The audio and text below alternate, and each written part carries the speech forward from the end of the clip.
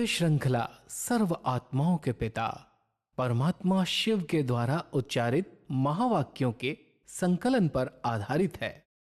ओम शांति।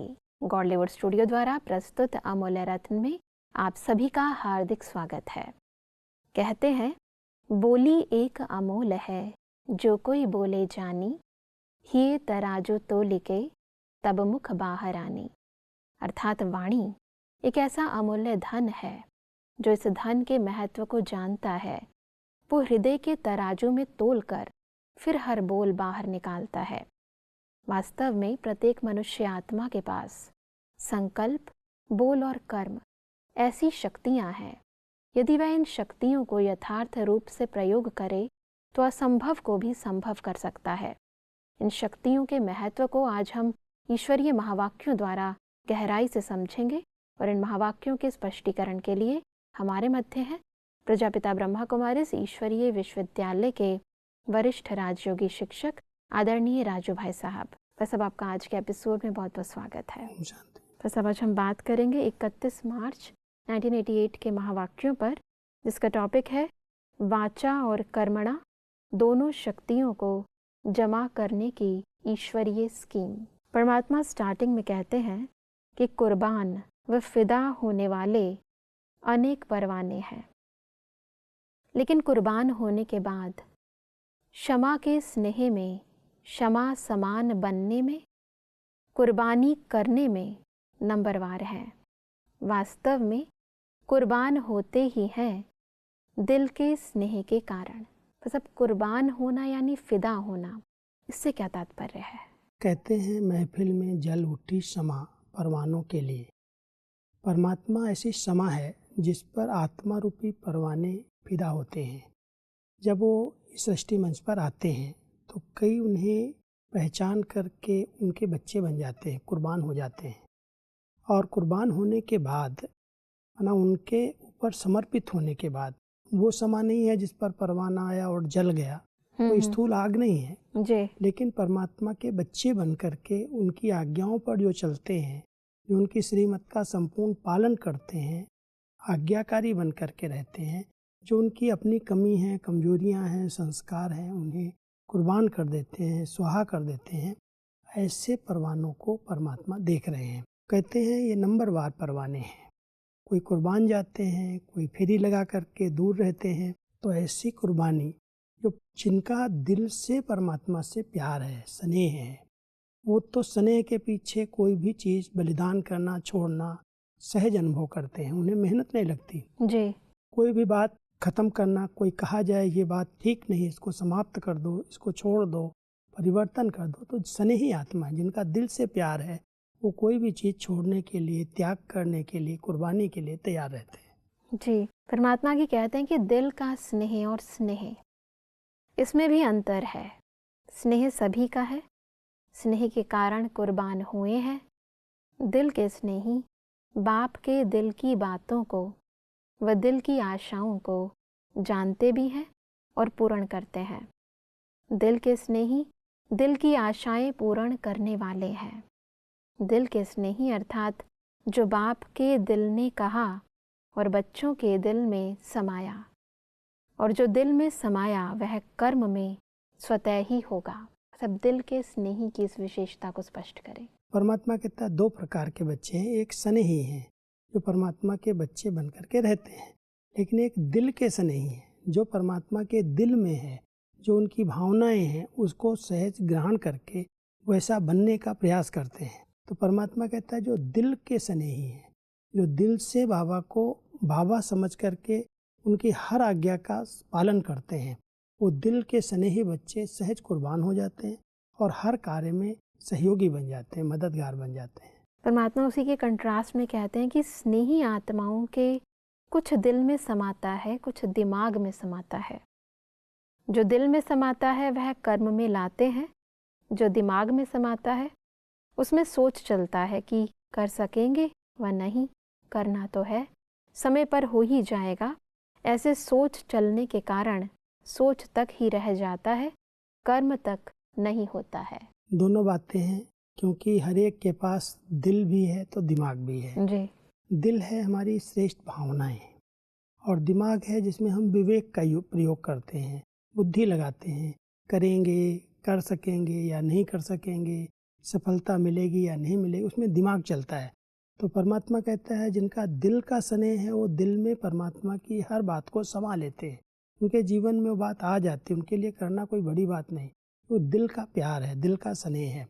लेकिन जो दिमाग तक रखते हैं, दिल के साथ साथ जो दिमाग का प्रयोग करते हैं कि पता नहीं हो सकेगा या नहीं हो सकेगा, कर सकूंगा या नहीं, कई प्रकार के जो प्रश्न उठते हैं, विवेक चलता है, बुद्धि चलती है, तो परमात्मा कहता है वो करने तक, सिर्फ बोलने तक रह जाते, कर नहीं पाते हैं।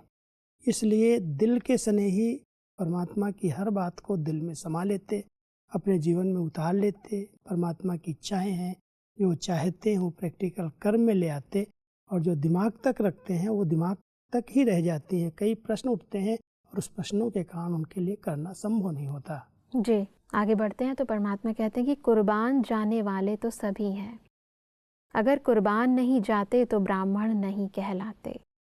लेकिन बाप के स्नेह के पीछे जो बाप ने कहा वह करने के लिए कुर्बानी करनी पड़ती, अर्थात अपनापन, चाहे अपनेपन में अभिमान हो व कमजोरी हो, दोनों का त्याग करना पड़ता है। इसको कहते हैं कुर्बानी। कुर्बान होने वाले बहुत हैं, लेकिन कुर्बानी करने के लिए हिम्मत वाले नंबरवार हैं। सब परमात्मा ने दो बातों में कुर्बानी हमसे मांगी है, एक है हमारा अभिमान और दूसरा है हमारी कमजोरी। दोनों को थोड़ा स्पष्ट करें। कई बार हम आत्माओं में अपनापन होता है कि मेरी बुद्धि बहुत अच्छी है, मेरी जो ये मान्यताएं हैं, मेरी जो धारणाएं हैं वो बिल्कुल एक्यूरेट हैं, बिल्कुल ठीक है। उसमें अपनेपन का अभिमान रहता है, समझ का, अनुभव का, बड़प्पन का, कई प्रकार का अभिमान आत्मा को अपने अंदर रहता है। इसके कारण कोई की बात को सहज स्वीकार कर ले, सहज वो अपने को मोल्ड कर ले, तो अपनेपन का जो अभिमान है वो मुड़ने नहीं देता, कुर्बानी करने नहीं देता। तो परमात्मा हमें यहाँ सिखा रहे हैं, बता रहे हैं कि जो दिल के स्नेही बच्चे हैं वो अभिमान को भी कुर्बान कर देते हैं। परमात्मा ने कहा है, उनकी जो आज्ञा है वही सत्य है, उसी पर हमें चलना है जी। और दूसरा होता है कोई आत्माएं एकदम कमज़ोर होती हैं, कर सकेंगे नहीं कर सकेंगे, मेरे पास वो हिम्मत नहीं है, शक्ति नहीं है, परमात्मा की इतनी बड़ी आज्ञाएं हम कैसे अपने जीवन में उतार सकते हैं। तो कमजोरी भी कुर्बान करनी है। कभी भी परमात्मा को दिल शिकस्ती, निराशा और अभिमान, ये दोनों बातें अच्छी नहीं लगती। न मैंपन चाहिए बहुत अभिमान वाला, अहम वाला, और न कमजोरी का, दिल शिकस्ती का, निराशा का संकल्प चाहिए जी। जो निराश होने वाली दिल शिकस्त आत्माएं होती हैं वो कभी भी अपने अंदर उमंग उत्साह का अनुभव नहीं करती। ऐसा सोच लेते हैं कि हम तो कर ही नहीं सकते हैं, ये कैसे संभव है, हमारे अंदर तो ये संस्कार हैं, ऐसी ऐसी आदतें। तो निराश आत्माएं, कमजोर। तो परमात्मा कहते जो कुर्बान हो गए, परमात्मा के बच्चे बन गए, उनको कभी भी कमजोरी का भी चिंतन नहीं करना है। कराने वाला वो है, उसके हम बच्चे बने, वो अपने आप कराएगा, वो बना देगा। इसलिए कमजोरी का भी कुर्बानी चाहिए, और जो अपने अनुभव हैं, जो अपने अभिमान है अंदर का, उसको भी अर्पित करना है। तो ये कुर्बानी परमात्मा के ऊपर अगर हम कर देते हैं तो जैसा परमात्मा मुझे बनाना चाहता है वैसा हम बन सकते हैं। बिल्कुल। परमात्मा की कहते हैं कि मनसा शक्ति का दर्पण क्या है? दर्पण है बोल और कर्म।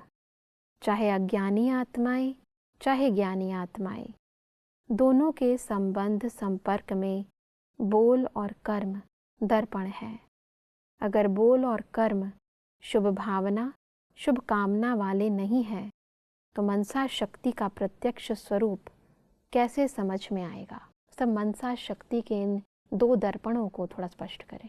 कई बार कोई के अंदर ये संकल्प रहता है कि हमारी मनसा तो बहुत अच्छी है, हमारे अंदर तो बहुत अच्छी अच्छी भावनाएं हैं, हर आत्मा के प्रति हम बहुत अच्छा सोचते हैं।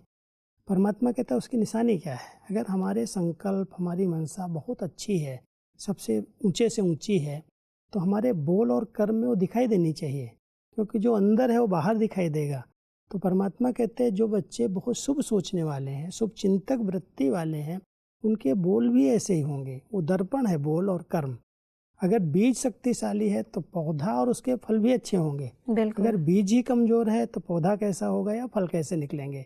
इसलिए परमात्मा हम सबका ध्यान खिंचवाते हैं कि अगर आपकी मनसा अच्छी है, कहते हो मनसा हमारी बड़ी शुभ भावना संपन्न है, तो आपके बोल और कर्म में भी इतनी श्रेष्ठता होनी चाहिए, इतनी महानता होनी चाहिए, जिससे लोगों को पता चले कि बड़े शुभ चिंतक हैं। जी, परमात्मा इसी से संबंधित कहते हैं कि जिसकी मनसा शक्तिशाली व शुभ है, उनकी वाचा और कर्मणा स्वतः ही शक्तिशाली शुद्ध होगी, शुभ भावना वाली होगी। मनसा शक्तिशाली अर्थात याद की शक्ति भी श्रेष्ठ होगी, शक्तिशाली होगी, सहज योगी होंगे, सिर्फ सहज योगी भी नहीं लेकिन सहज कर्म योगी होंगे। ऐसा मनसा शक्ति की इन प्राप्तियों को थोड़ा स्पष्ट करें। तो परमात्मा कहता है वो सहज योगी होंगे, कर्म योगी होंगे। बोलेंगे तो उनसे लोगों को सीखने को मिलेगा, उनसे कुछ प्रेरणाएं मिलेंगी, क्योंकि मनसा की भावनाओं का प्रत्यक्ष बोल जो निकलेगा वो शुभ भावना वाला होगा, कल्याण की भावना वाला होगा। इसलिए परमात्मा हम सबको कह रहे हैं, अगर मनसा आपकी श्रेष्ठ है तो सहज योगी, कर्म योगी, ऐसे प्रेरणादायक बोल बोलने वाले बोल और कर्म, वाचा और कर्मणा आपकी अनेक प्रकार की सेवाएं करेगी, क्योंकि आपकी भावनाएं बड़ी शुभ हैं और बाबा की याद में आप खोए हुए हैं। संकल्प आपके परमात्मा की तरफ समाये हुए हैं, तो नेचुरल है उसकी वाचा और कर्मणा अच्छी होगी। परमात्मा आगे कहते हैं कि वाणी की शक्ति व्यर्थ जाने के कारण वाणी में जो बाप को प्रत्यक्ष करने का जौहर व शक्ति अनुभव करानी चाहिए वह कम होता है। बातें अच्छी लगती हैं वह दूसरी बात है, बाप की बातें रिपीट करते हो तो वह ज़रूर अच्छी होंगी, लेकिन वाचा की शक्ति व्यर्थ जाने के कारण शक्ति जमा नहीं होती है। इसलिए बाप को प्रत्यक्ष करने का आवाज़ बुलंद होने में अभी देरी हो रही है। साधारण बोल ज़्यादा हैं, अलौकिक बोल हों, फरिश्तों के बोल हों। सब बोली के इस महत्व को थोड़ा स्पष्ट करें। कई बार हम ज्ञान दूसरों को सुनाते हैं तो बाबा की बातें ही सुनाते हैं, लेकिन अगर उस ज्ञान सुनाने में सार नहीं है, कोई बात जो हम कह रहे हैं उसका महत्व नहीं है, बोलते जा रहे हैं, तो परमात्मा कहता है कि ये साधारण बोल परमात्मा को प्रत्यक्ष नहीं कर पा रहे हैं।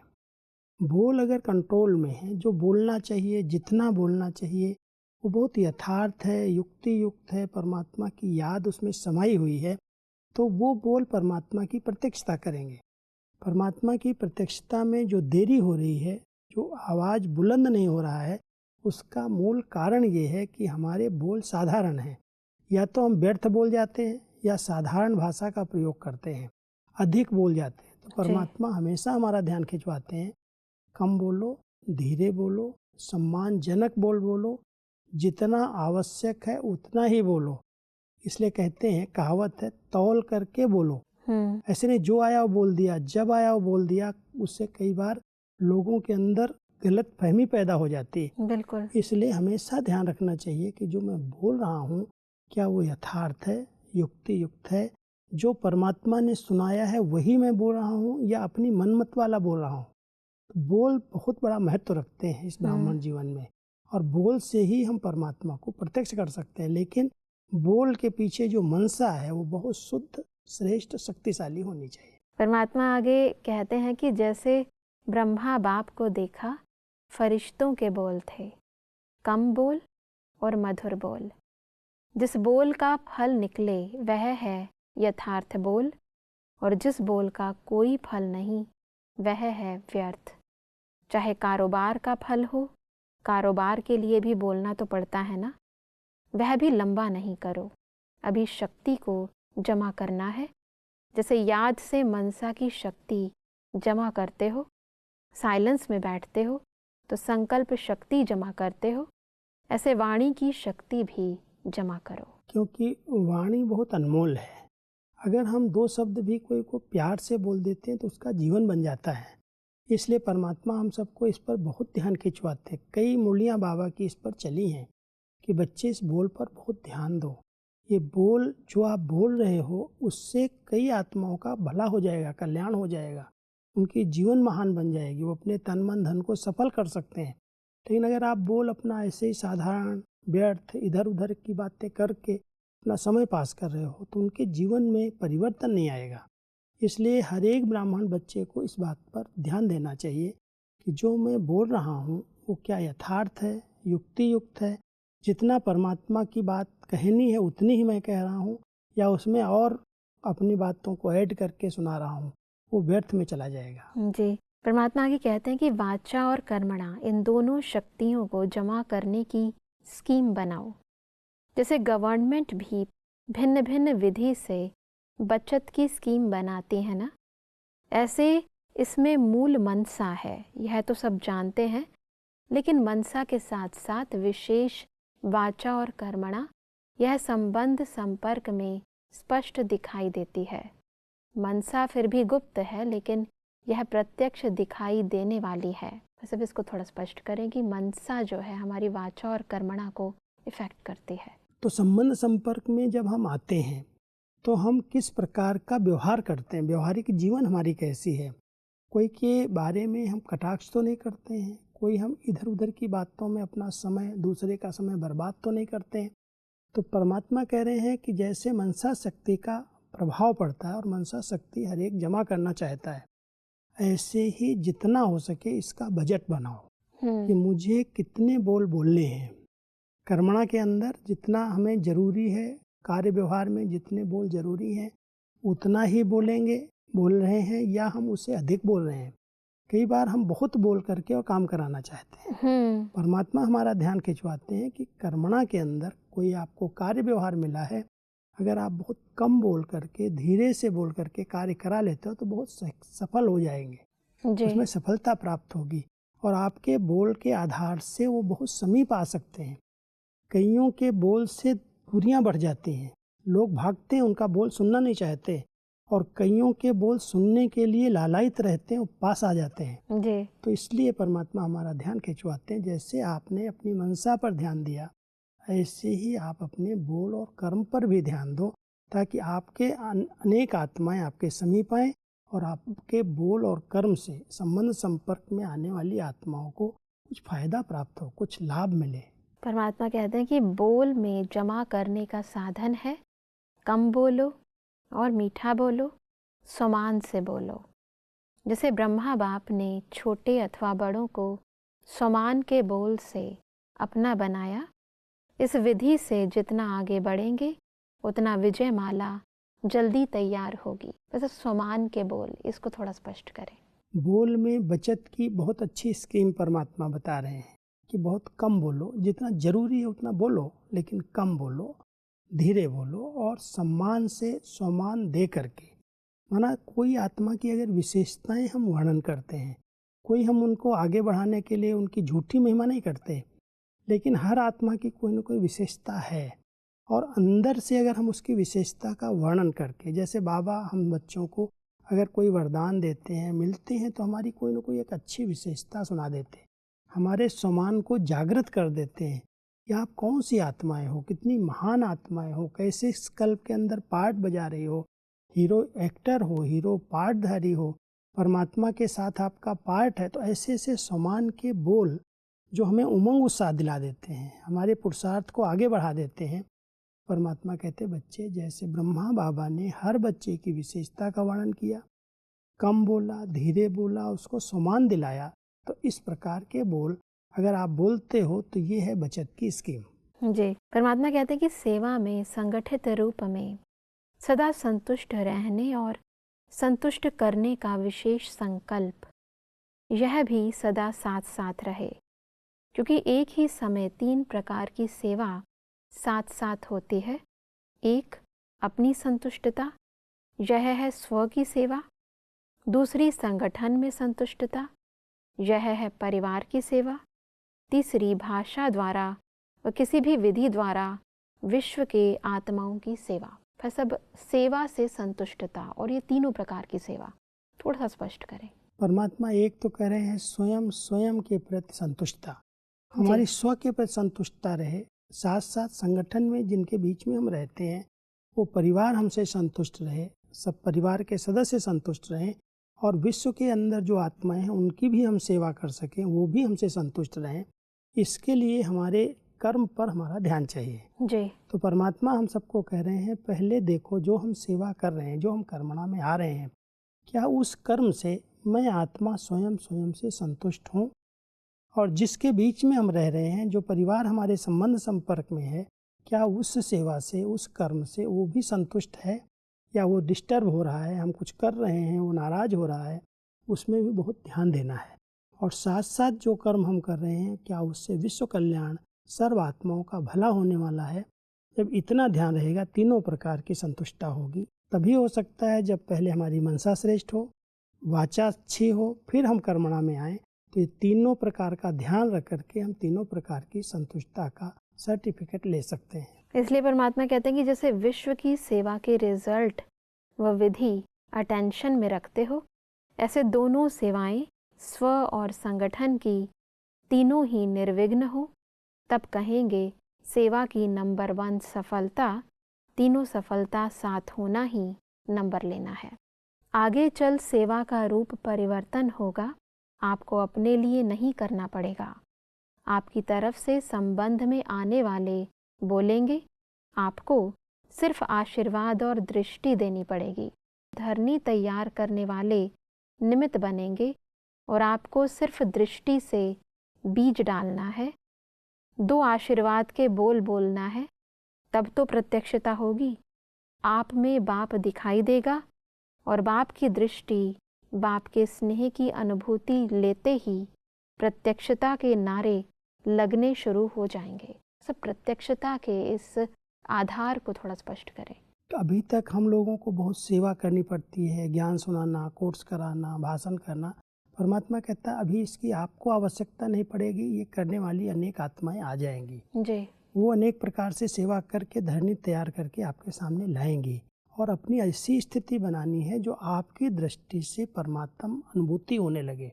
आप ऐसी दृष्टि दें जो नज़र से निहाल हो जाए, उसको लगे कि इनके द्वारा जैसे बाबा बोल रहे हैं, परमात्मा के महावाक्य हैं ये। तो अब वो सेवा जिससे प्रत्यक्षता होगी, जय जयकार होगी, तो परमात्मा हम बच्चों को उस स्थिति तक ले जाना चाहते हैं कि हर आत्मा से, उनकी दृष्टि से, उनके बोल से आशीर्वाद मिले, अनेक आत्माओं का कल्याण हो, वो नज़र से निहाल हो जाएं, तो उससे प्रत्यक्षता होगी और उसी से ही अनेक आत्माएं जय जयकार करेंगी कि भगवान से जैसे हम मिल लिए। तो ये सेवा, अंतिम सेवा परमात्मा कह रहे होने वाली है। जी बिल्कुल भाई साहब, आज हमने वाचा और कर्मणा इन दोनों शक्तियों के महत्व को भी समझा और कैसे इन शक्तियों का हम बजट बनाएं, उस विधि को भी जाना। भाई साहब, स्पष्टीकरण के लिए आपका बहुत बहुत धन्यवाद। ओम शांति। दर्शकों, आज के महावाक्यों में हमने समझा कि परमात्म स्नेह में अभिमान व कमजोरी को त्याग करना ही कुर्बान होना है। परमात्मा ने कहा कि वाचा और कर्मणा को श्रेष्ठ व शक्तिशाली बनाने का आधार है शुभ व शक्तिशाली मनसा। परमात्मा ने कहा कि वाणी की शक्ति को जमा करने का साधन है कम बोलो, धीरे बोलो और सम्मान युक्त बोलो। दर्शकों, आज के महावाक्यों से संबंधित यदि आपके मन में कोई भी प्रश्न है तो आप हमें ईमेल कर सकते हैं। हमारा ईमेल आईडी है amulyaratna@godlywoodstudio.org। अगले एपिसोड में एक और अव्यक्त वाणी के साथ आप सभी के समक्ष हम फिर हाजिर होंगे। तब तक के लिए लेते हैं इजाजत। ओम शांति। मुख्य सार। मनसा शक्ति का दर्पण। जिनकी मनसा शक्तिशाली व शुभ है, उनकी वाचा और कर्मणा स्वतः ही शुद्ध और शुभ भावना वाली होगी। याद की शक्ति भी श्रेष्ठ होगी। वाणी की शक्ति व्यर्थ जाने से जो बाप को प्रत्यक्ष करने का जौहर व शक्ति चाहिए वह कम होता है। जिस बोल का फल निकले वह है यथार्थ और जिसका फल नहीं वह है व्यर्थ। वाणी की शक्ति जमा करने का साधन कम बोलो, मीठा बोलो और स्वमान से बोलो। आप लोगों की यूनिटी ही यज्ञ का किला है, चाहे 10 हो चाहे 12 हो। अधिक जानकारी के लिए संपर्क करें Amulya Ratan Godlywood studio, Manmohini Van, Shantivan post, Abu road 307510, district Sirohi, Rajasthan. Email ID है amulyaratn@godlywoodstudio.org। इस श्रृंखला को प्रजापिता ब्रह्मा कुमारीज ईश्वरीय विश्वविद्यालय के सेवा केंद्रों पर क्लास में नियमित रूप से चलाने के लिए गॉडलीवुड स्टूडियो से संपर्क करें।